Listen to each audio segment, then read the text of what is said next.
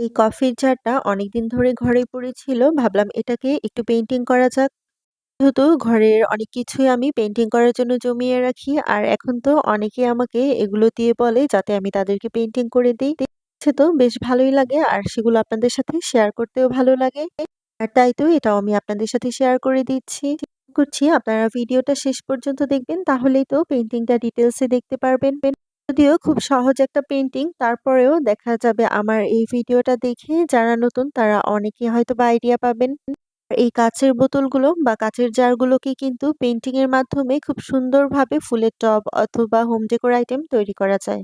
যখন পেইন্টিং করছিলাম আমি আসলে ভাবছিলাম এটা তো আমি ঘরেই সাজাবো, তবে এখানে কি রাখবো? বা আর্টিফিশিয়াল কোনো ফুল অথবা মানি প্ল্যান্ট গুলোই রাখবো।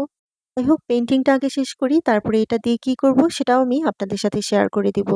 আপনাদের সাথে কথা বলতে বলতে পেইন্টিং গুলো প্রায় শেষের দিকে। পেইন্টিংটা একটু বলে দিচ্ছি। প্রথমে আমি সাদা কালার দিয়ে সম্পূর্ণ গ্লাস যে জারটা বা এই কাঁচের যে জারটা সেটাকে একবার পেইন্টিং করে নিয়েছি।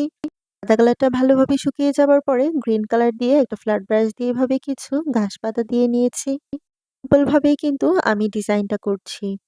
পরে এরকম ছোট, ছোট করে পার্পল কালার এবং আরেকটা হচ্ছে ইয়েলো কালার দিয়ে ছোট, ছোট করে এরকম কিছু ফুল এড করে দিব।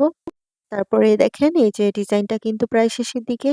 এভাবেও দেখতে ভালো লাগছিল। তারপরে মনে হলো উপরে কিছুটা খালি, খালি লাগছিল। তারপরে এভাবে কিছু একটা ডিজাইন করে দিলাম। দেওয়ার পরে কেমন লাগছে সেটাও কিন্তু আপনারা জানাতে পারেন।